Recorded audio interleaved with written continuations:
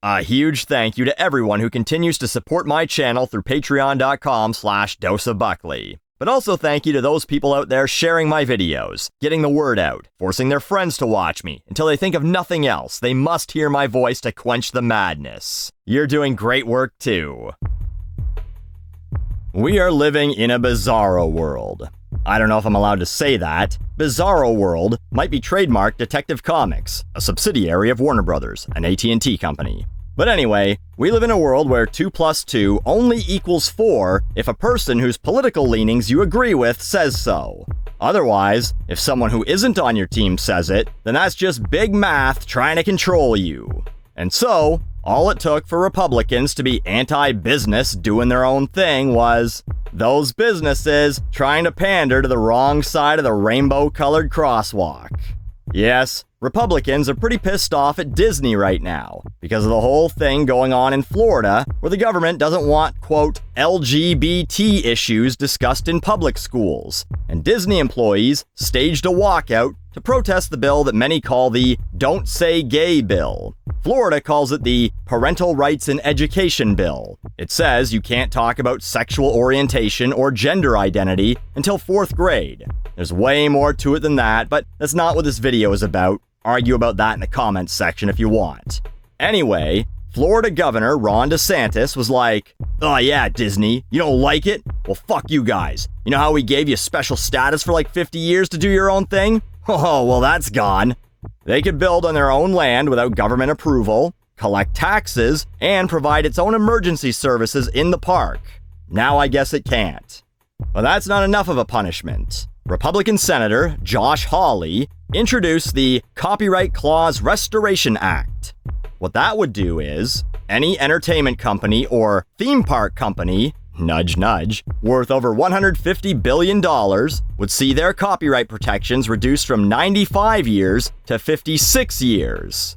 Now, here's the craziest thing to me. This could be a real uniter, because this is Republicans doing exactly something that Democrats would, or at least should, be cool with. Republicans are the ones who are supposed to be all, government shouldn't interfere with business. Meanwhile, it feels like a real leftist thing for someone to go, you can't own a cartoon mouse, man. That should be everyone's mouse. But Josh Hawley, of course, had to make it about the little culture war being fought in the trenches of Twitter every day. He says, this is his quote, "Thanks to special copyright protections from Congress, woke corporations like Disney have earned billions while increasingly pandering to woke activists." Now, all I've been hearing is that if you go woke, you go broke, but Joshy Boy here is telling us that you can actually earn billions of dollars doing it? Well, I gotta start gaying up that Patreon, I guess. Want to hear something fun, by the way? It was a Republican Senate and Congress who was in charge when, in 1998, the Sonny Bono Copyright Term Extension Act, also sometimes called the Mickey Mouse Protection Act, was passed, and old Billy Clinton had to sign her into law in between intern slurpees. Now, I will be fair and tell you that the House and Senate was majority Democratic in 1976, when the copyright law of 1976 was originally passed. So, it's funny that the only reason Republicans want to go back on this now is because of a vendetta. Josh Hawley being like, "You went up against us, Disney? We'll make Mickey Mouse public domain. That'll teach you for sticking up for those they-thems." But this is the right move, just for the pettiest of reasons.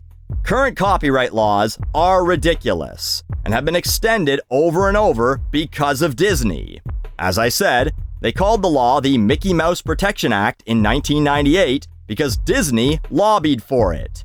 Michael Eisner literally visited Republican Senate Majority Leader Trent Lott to push for the bill to go through to extend the copyright on Mickey Mouse. Trent, baby, come on. Make sure the mouse stays ours for another 20 years, is basically what Eisner said, and they made it happen. And of course, the irony is that Disney built an empire off of public domain bullshit. Many of their biggest hits are Hans Christian Andersen and Brothers Grimm stories, folk tales, basically a lot of shit that they didn't have to pay anyone for the rights for. Pocahontas was a real person. Mulan is a folk tale. Cinderella, Snow White, and Rapunzel are Grimm. Little Mermaid and Frozen are Hans Christian Andersen. Frozen's a great example, so it's based on a story from 1844 called The Snow Queen. Disney said, "What if there was a talking snowman in ours and we wrote a catchy-ass song for it? Get some Broadway actress no one in the mainstream has ever heard of to sing it. That'll save us a few bucks compared to if we had to hire, say, Selena Gomez." $1.2 billion worldwide. The sequel made $1.4 billion. $2.6 billion total, plus merchandise, off concepts some old gay Danish dude came up with. So you can see why Disney might not want that happening to them. But wait a minute, Buckley. Don't you love giant corporations? Aren't you a huge corporate cuck who thinks that Nickelodeon should delete fan-created movies off the internet and that Nintendo should crush every fan game and sue everyone who's ever looked at a ROM? No, but I think there should be some sort of copyright, absolutely. Otherwise, no one is going to make fucking shit if everyone can just steal it and make money off of it. The same laws protect creators from companies, too. Imagine if Disney never had to buy Star Wars from George Lucas. They could have just said, "Oh, thanks for making those movies popular, idiot. We're gonna go make our own now. Bye." But 95 years is a long time. I don't know where Josh Hawley came up with the number 56. Maybe it's the number of hookers DeSantis promised him to get this going in Congress. But yeah, 50 or 60 years? That seems fair. If you didn't make enough money off your own creation in 50 years, then either you're greedy or they weren't popular and no one else is going to make money off of them either.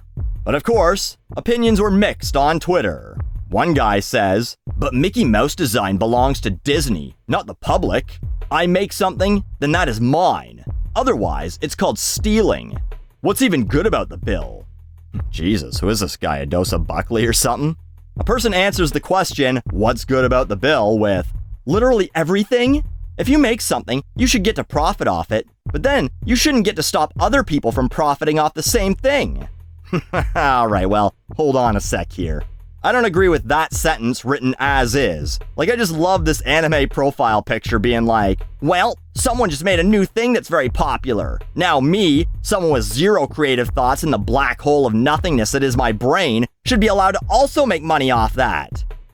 No, you should be able to get to stop people from profiting off of your shit. For a while. But not forever. Which is what Sonny Bono actually wanted before a tree put an end to his political career. And life. Never mind the giving tree. That was the taking tree. Copyright Buckley, 2022. And if you do things right, this doesn't matter anyway. Like, we talked about how Disney made all of its money stealing a bunch of old Scandinavian shit. Well, why doesn't everyone just do that? Like Snow White. Everyone can just make their own Snow White. And in fact, someone did. In 2012, Universal released Snow White and the Huntsman. Had Thor and Twilight Plainface in it. That should have been a huge seller to 2012 audiences, right? No. They went, "Oh, it's not Disney's Snow White? It's like the Dollar General coloring book version? Oh, no thank you then." And it only made $155 million in the US. The sequel in 2016 made $48 million. Massive bomb. Meanwhile, Disney's Maleficent, a movie about the villain of Sleeping Beauty, released in 2014, made $241 million in the US. So, more than both those faux white movies combined. And then, also did $758 million worldwide. So if, say, the copyright to Spider-Man expired, that would be fine. Some other company could certainly try and make a Spider-Man movie, but audiences aren't going to see it because they're going to go, "Well, wait a minute, it's not a Marvel movie? It's not connected to 30 other movies? Oh, gross. I don't want to see it then." So, even if this passes, which by the way, it hasn't gone anywhere yet, it's still under review by the Judiciary Committee, I don't think it's a real danger to Disney. First off, trademarks still exist independently of copyright law. They make it way harder to use certain characters or titles and seemingly last forever. And second, the reasons I just talked about. For example, this year, 2022, Winnie the Pooh entered the public domain.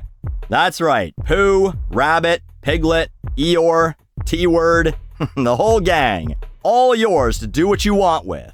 I can release a Winnie the Pooh animation where Winnie starts spiking his honey with Prozac and sharing it with Eeyore to try and cheer him up. But Christopher Robin has already got Eeyore on Buspar, so he has a heart attack, and Kanga has to hop on his chest to revive him. And Eeyore says, "Guess I get to live another day. Yay." I don't know. For some reason, I just don't think I'll be a threat to Disney at the box office.